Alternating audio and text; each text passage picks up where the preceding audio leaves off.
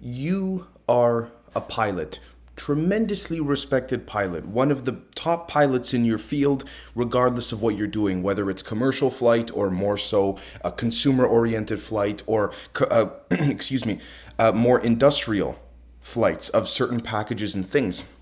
But long story short, you are a highly respected pilot, and what ends up happening essentially is that a certain event occurs on one of the planes you're flying. This is not uncommon to occur. More so, you wouldn't like this to happen more so than it usually does, but it tends to happen, and you expect it. You're carrying a lot of heavy payloads, as it's called, and you land the plane safely given the conditions and the circumstances and all of that, and you are then asked to check the flight manifest because again, there may be some investigation as to maybe how the plane was set to crash or how the plane did end up almost crashing if you did not save it. You then check what's called the flight manifest, and I would like to point out the word manifest very specifically. You check the flight manifest, and then you realize that this same paper, this flight manifest that had a list of names of individuals, many, many months, if not years later, this particular manifest piece of paper is being used in what you would call a seance type ritual when you are in a completely other country, in a completely other scenario, on a totally other end of the world, having nothing to do with your particular job, and you are just completely spooked out. How is it that you just so happen to be at a ritual, seance, you name it, for better or worse is not for me to say, or some type of event gathering, where there is a manifest that just so happened to be the manifest of the plane that you happen to safely, I guess you could say, crash land, so to speak. Now, the reason I bring all this up, folks, is because the word manifest is far more literal than people think, whether it's a ship manifest, whether it's some type of flight manifest, whether it's a boat, you name it, which is interesting because it speaks to the overall concept of the elements that exist within our society naturally. And what are those elements? Again, flight, water, air, things like this. All of those major elements seem to be ingrained within one large network of, we could call, sub-networks within those networks, which speaks to fractals, of course, in which is all under the concept of what are called manifests. Now, today's episode is called The Construct, Comprehending Preference Falsification and Manufacturing Consent via Soul Phones. I promise it's going to be a very interesting episode, at least it is to me, so hopefully it will be for you folks. Now, hopefully, because I'm planning to take this public, we do have a Patreon, patreon.com/Generation Z, for those that have asked what's happened to the Generation Z show on the public end in terms of, frequent public posting, not as much as it used to be some months ago. Again, I'm getting quite busy with SALT, getting quite busy with writing reports, white papers, of which some is also put on patreon.com/Generation Z. And of course, we also do have a Substack, davez.substack.com. So let's get into it first and foremost. Let's first minimize my screen here because that is enough of me speaking. And let us first jump to something called, on Wikipedia here, preference falsification. It is the act of misrepresenting a preference under perceived public pressures. It involves the selection of a publicly expressed preference that differs from the underlying privately held preference. So we'll see here, for example, I'll give you an idea. Say, for example, let's use a typical political example. We have a Democratic candidate, we have a Republican candidate. You are not running for any political office, but again, let's take another example and pretend that you are a political commentator and you go on to the news one night, a place in which you contribute to a network, and you say, why don't we take a little bit from the left, a little bit from the right, and perhaps even take some approaches outside of the parameters and confines of what have always been Republican and Democrat? I'm just using a Western example here. And the interviewer or someone else on that panel at that time says, oh my gosh, to you specifically, so you're trying to say that we should have this and we should have that, by over-sensationalizing, therefore over-integrating and over-exaggerating what you're saying deliberately, under bad faith, but pretending as if what they're doing right there is something to say that, oh no, that's the only way that we see it, so that must be the only way, right? We can give a lot of examples in reality right now as to some of those cases in a very political sense, both medically and what's going on globally, but I'm just going to kind of leave it there for the sake of not getting political. Now, with that said, we see here, Specific form of lying. Preference falsification aims specifically at molding the perceptions others hold about one's motivations. This is also interesting as well. This could also be done not just by an individual, but by an entity. Not just an entity, but a corporation. Not just a corporation, but even what you would call an egregore or a neurological form constant. Something that is not so much conscious as much as it is sentient because of the belief and intent that is given and then induced, not just piezoelectrically in a sort of material science manner, but also literally what we would call, dare I say, through the ether, as some substantiations via Bohmian decoherence and quantum coherence have shown, particularly in loop quantum gravity. Now, what's interesting about all of this is that we see here, right? Not all forms of lying entail preference falsification. To withhold bad medical news from a terminally ill person is a charitable lie, but it is not preference falsification because the motivation is not to conceal a wish. So in other words, long story short, basically you say, Dave, I would like the color blue, and then I, for example, say, you like the color shaded blue because so and so, and you try and say, no, that's not what I'm saying. But then by the time you try and counter what I'm saying, I've already yelled to the world, hey, by the way, this guy or this girl likes shaded blue, when really you wanted more of a solid blue color. That's what preference falsification is, and some of you may in fact be giggling right now because we see this happen in our everyday lives, not just with the media, but with everything in general, and it's very unfortunate. Now, let's jump to what I would call the final part, or final quote-unquote boring part of this episode before it gets really good. Manufacturing consent. We see here that it was a book written by Edward Herman and Noam Chomsky. It argues that the mass communication media of the United States, quote, are effective and powerful ideological institutions that carry out a system-supportive propaganda function by reliance on market forces, internalized assumption and self-censorship, and with overt coercion by means of the propaganda model of communication, end quote. The key words here are overt coercion, specifically those words. And the reason I say that is because if overt coercion could be induced into just even the concept and sense of belief, there is evidence to suggest that, as Roger Penrose, Stuart Hameroff, and others have proposed, specifically Penrose and Hameroff, that what we call consciousness, or the energy of it, I'm not claiming in any extent to state what it is. I clearly don't know. One of the beautiful things, I consider a beautiful glass half full view, is that the more you dive into this topic, the more you realize you don't know anything. But that speaks to a beautiful, we could say, infinite tree branch of pursuits, both materially, ideologically, you name it.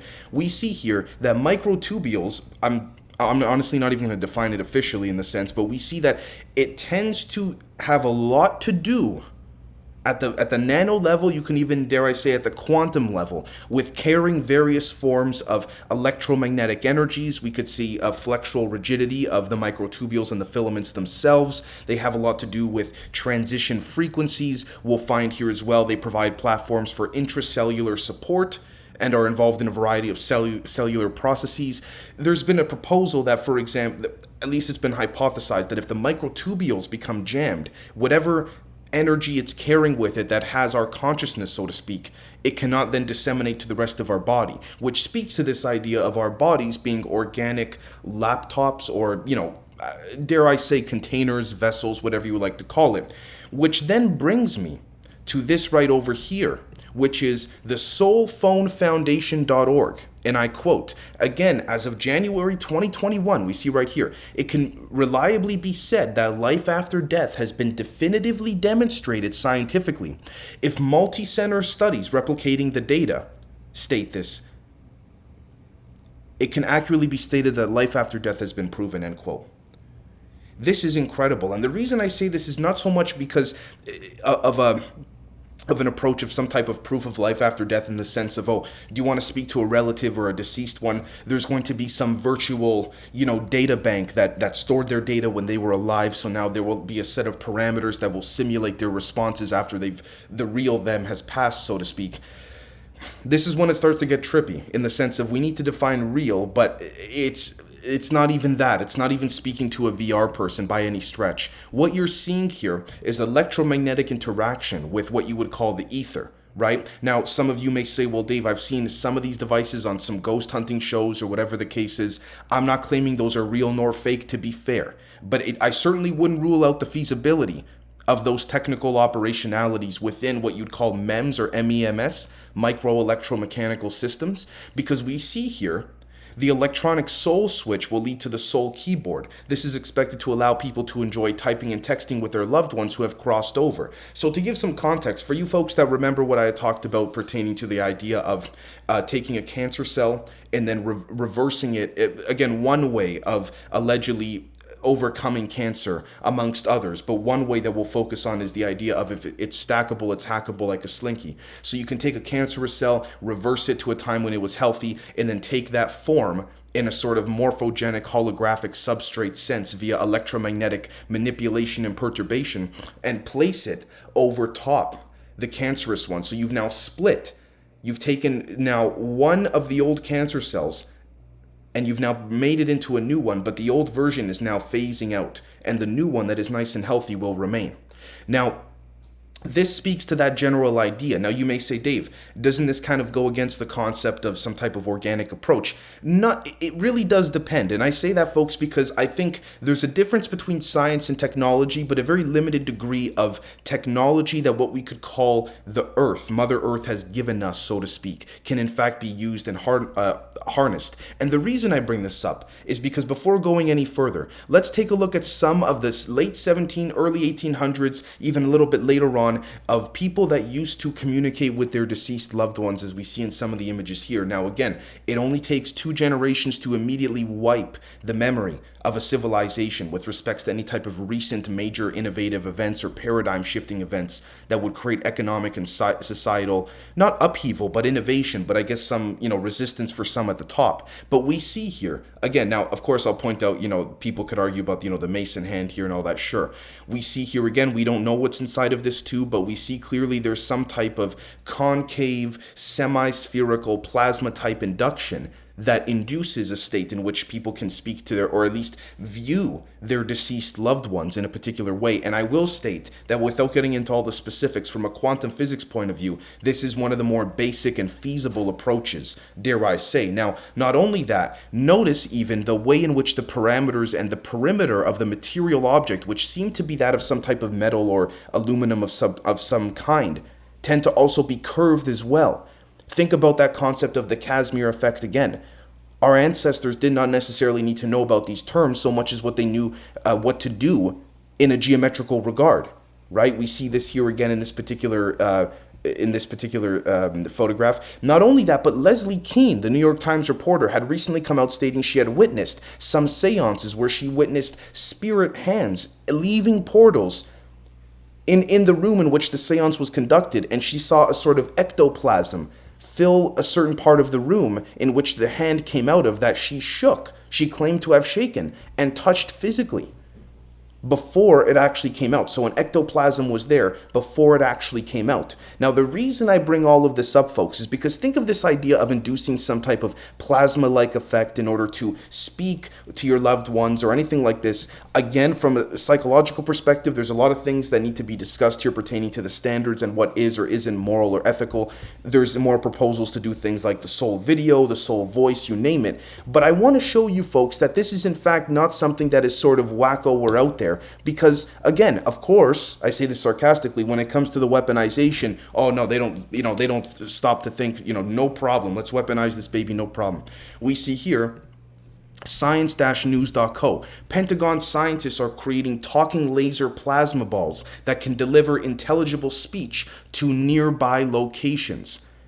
It can deliver intelligible speech, quote, instead of shouting a message over a loudspeaker on the battlefield to keep people away from sensitive areas, a new technology is being developed that could allow troops to fire a laser beam that can form a plasma ball that actually talks to the potential attackers, end quote. Right? Now, of course, there's a laser being used here. Of course, the color green, for those that are members, you'll know far more significantly what I'm alluding to here. But one of the things I wanted to touch upon before ending all of this is that under the concept and idea of plasma and this whole idea of manufacturing consent under preference falsification via a psychological manipulation, let's take for a moment this idea that everything we just learned right here is being used within what we'd call NPCs. That's what I'm trying to bring full circle. Now, the reason I say that is because not in a good nor bad way. I'm not saying this is good nor bad. I'm not saying this is healthy nor unhealthy. But imagine deceased loved ones then being put into a new NPC type laptop vessel, or organic laptop or vessel, excuse me. The reason I bring this up is because of this right here. I have some notes, so I will be reading here. We find that the invisible world, whether literally in the ether or the secret world, the humans that secretly work in very occult, esoteric manners to keep this world secret, in which is right under our noses, by the way, is first discovered in the visible world due to the invisible world having multiple entry points or failing to close its own loops in the physical world. And so when we do stumble upon these failures to close those gaps in our world, it is not our problem because we have stumbled upon your or their invisible, nefarious, or attempting to be invisible operation. We've done nothing wrong. So what I'm trying to say here is that we as a people have stumbled across certain constructs that may have in fact used everything I've shown here to attempt to keep a lot of this secret, including the example of the flight of the pilot with the manifest being seen in a ritual many years later. Now, which construct may that be? I'll give a prime example because it's in front of everyone right now. For example, the Jeffrey Epstein construct, right? We could say that that was a construct shaping operation in multiple areas so as to ensure that there were many multi-pronged approaches that were taken to then hold some type of non-physical leverage energetically over the physical, if that makes sense, right? Now we see here that if we stumble upon any of these shaping operations or construct operations, we're suddenly conspiracy theorists, and that is where the preference falsification comes into play. Oh, no, and the people and news outlets, deliberately those looking to help serve the construct, if we'll call it, will go and write articles that are completely dissuading under the reason and justification of the overall motivation. And what I mean by that is basically, again, the example of the blue water bottle. You wanted, or the blue color, you wanted a color blue, and then you tell the news outlet, and the news outlet then writes an article saying you wanted shaded blue. No. Sure, you're still talking about blue, but then the outlet is already muddying the waters deliberately to the masses in order to then use preference falsification to manufacture consent in which the energy that is traveling across the ether, so to speak, would then be transmitted and absorbed in what we'd call plasma, but it doesn't need to be observant to us for it to even be there, to then insert itself through, the concept of the microtubules that form part of the cytoskeleton, that then induces certain effects that people would call, say, I don't know, otherworldly, but we see that an example right here of a militarization of a very similar effect energetically in its foundations is very realistic. So again, it kind of goes back to which one is it? It's, there's proof of life after death by incredible doctors looking to do great things in a very organic regard, very similar to the images I showed earlier of speaking to deceased ones and all of that.